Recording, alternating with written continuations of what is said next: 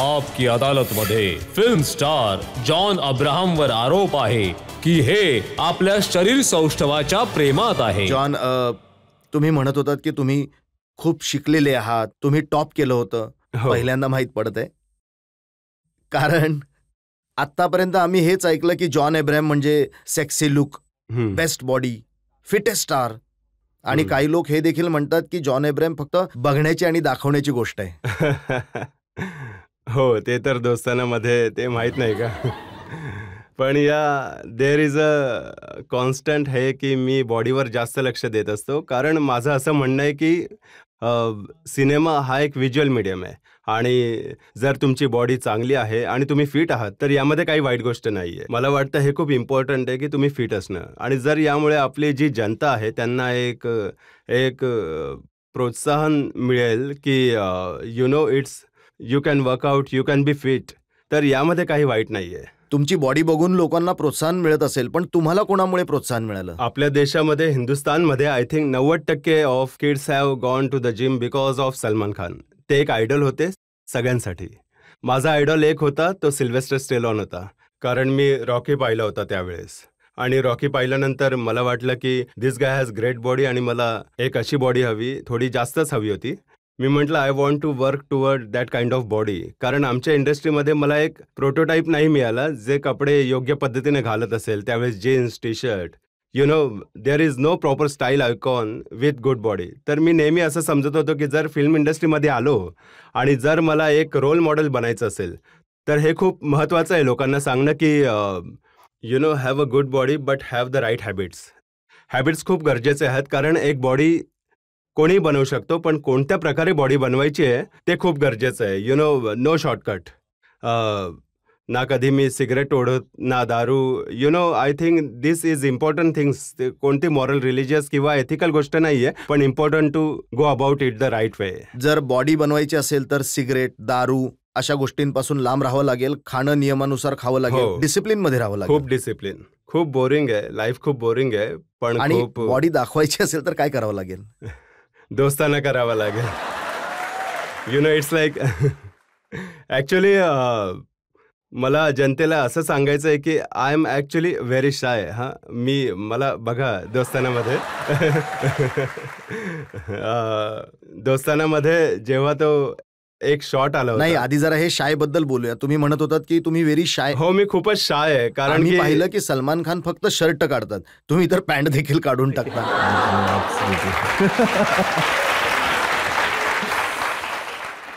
मी खूपच कम्फर्टेबल आहे माझ्या बॉडीमध्ये. I am also very shy. Me generally जेव्हा लोक बोलतात अरे शर्ट काढा, ते मी नाही करू शकत, कारण मी खूपच शाय आहे.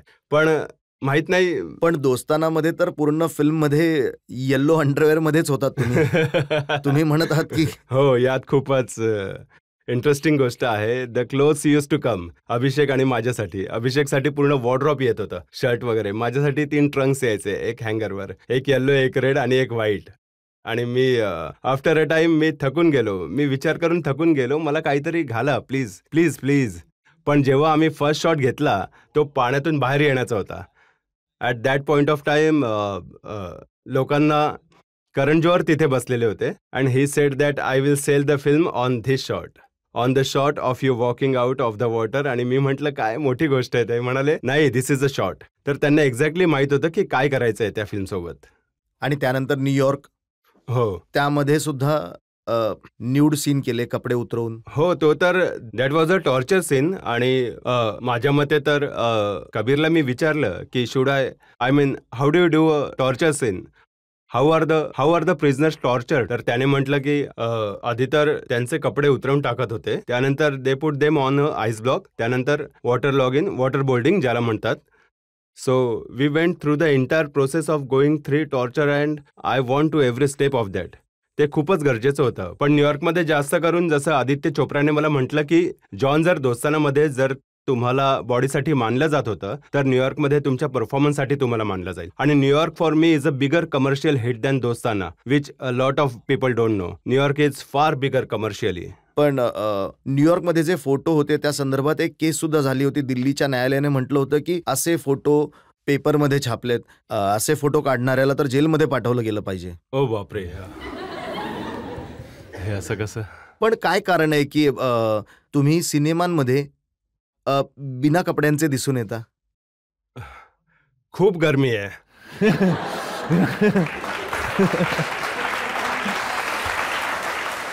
मला वाटतं एक इमेजच अशी बनून जाते की हिज बॉडी. पण मी I don't want to apologetic about the body. मी अपोलॉजॅटिक नाही आहे की अरे यार मी काय करू, सॉरी, असं तसं. पण जितकंही होऊ शकेल मी या गोष्टीवर कॉन्सन्ट्रेट करतो की जनतेला एंटरटेन करू आणि परफॉर्मन्सेस चांगले देऊ. कपडे काढून एंटरटेन करू.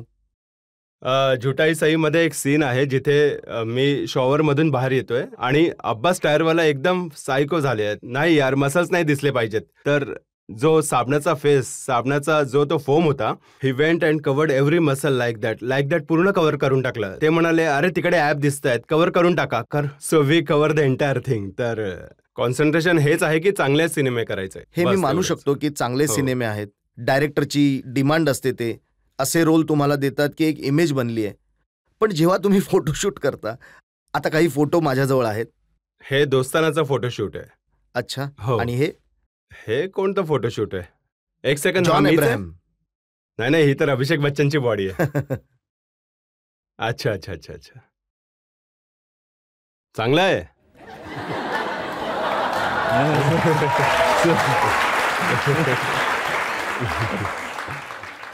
प्रत्येक थोड्या दिवसांनी आम्ही कोणत्या तरी मॅगझिनमध्ये तुमचे फोटोज पाहतो, ज्यामध्ये कपडे आणखी कमी होत असतात. मी सगळं काही केलंय आयुष्यामध्ये Rajatji. I have done everything as I was suppose to do as model. आणि फिल्म्समध्ये मला असं वाटलं की या लिमिटपर्यंत पोहोचलोय. मला वाटतं दोस्ताना इज द लिमिट नाव. यापेक्षा जास्त तर it will be more the kind of film नाव. लेहंगा घालून सुद्धा तुम्ही काम केलं. हो. It was meant for a female model, पण मला घातला गेला होता lehenga. And I actually walked in to a lehenga to the edge of the ramp. आणि जी ऑडियन्स होती समोर, जे असे बसलेले आहेत, त्यांनी पाहिलं आधी, त्यांनी टाळ्या वाजवल्या.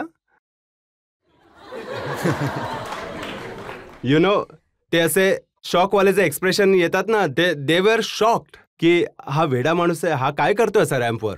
आता एक बातमी मी वाचली की जॉन अब्राहमने आपल्या बटचा इन्शुरन्स करून घेतलाय, तोही 10 करोड रुपयांचा. डेफिनेटली इन्शुरन्सचे फिलर्स नक्की आले, where they have spoken about ensuring. पण हिंदुस्थानमध्ये असं नाही होत की तुम्ही बॉडी पार्ट इन्शुर करू शकता. नाही होत असं. तर जनतेला विचारूया की त्यांना काय वाटतं तुमच्या या अशा प्रकारच्या रोल्स बद्दल, ज्यांना प्रश्न विचारायचे. अभिषेक बच्चनला किस केल्यानंतर तुम्हाला कसं वाटलं? हो, थोडं पोकी, कारण की त्याचे पण थोडे जास्त स्ट्रगल आहेत. पण रिअल लाईफमध्ये आम्ही लोकांनी किस नाही केलं. जस्ट सांगतोय मी तुम्हाला. तुम्ही म्हणत आहात की दाखवलं असं गेलं होतं, पण खरं तर किस नव्हतं केलं. To kill the fun, it's not a real kiss. कारण की मला वाटतं त्यासाठी खूप गट्स पाहिजेत आणि विषय पण असा. पण तुम्हाला गे आयकॉन म्हटलं जातं.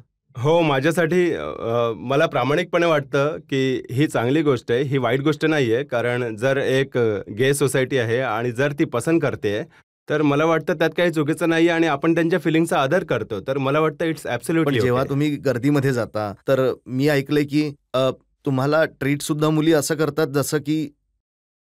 हो, असं होत असतं नेहमी. कारण मला वाटतं मुली खूप ब्रेव्ह आहेत आता. मुलांपेक्षा जास्त I think girls are very strong and brave. आणि जेव्हा ते लोक हक करायला येतात, कित्येकदा त्यांचे हात टी शर्टच्या आत वगैरे जातात, त्यांचे हात.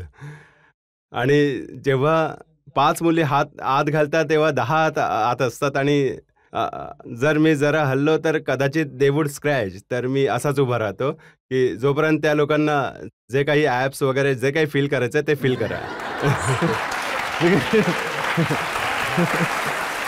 पण मला स्क्रॅच नका करू. तर इट्स स्वीट. पण मला चांगलं वाटतं. It's sweet. हे सगळं खूप चांगलं वाटतं तुम्हाला? चांगलं वाटतं म्हणजे त्यांच्या फिलिंग खूप चांगल्या वाटतात. पण हात आतमध्ये जातो तर ते जरा म्हणजे आता असं पण होतं, कारण हे जे रिसेंटली जो बटचं हे जे आलंय, तर जेव्हा पण मी फ्लाईटमधून प्रवास करतो, तर एअर हॉस्टेसेस आणि स्टुअर्ड जे पण लोक फोटोग्राफसाठी बोलतात, तर आय गो इन द ॲली, जिथे जाऊन मी खेचतो. जेव्हा पण जनता मागते, मी कधीही नाकारत नाही. पब्लिक सोबत मी कधी नाही बोलत नाही, सगळ्यांसोबत मी फोटो काढतो. तर आधी हात इथे टाकत होते, आता इथे टाकतात. असं आणि असं इट्स स्ट्रेंज. पण हे खरं आहे की विमानात बसल्याबरोबरच झोपून जाता तुम्ही? हो, तोंड उघडं ठेवून असं. आणि जेव्हा पण मी उठतो I see the crew members असे असे करत असतात.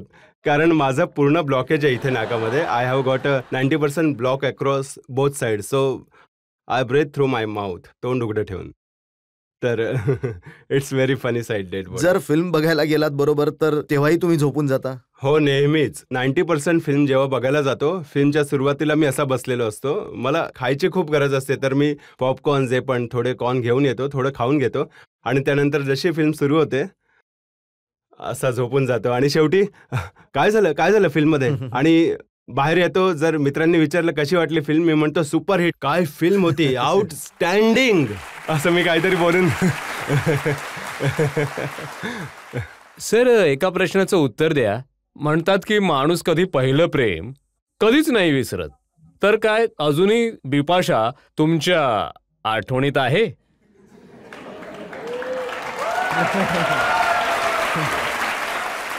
सर प्लीज प्लीज खरं सांगा, खोटं नका सांगू. हो, नक्कीच.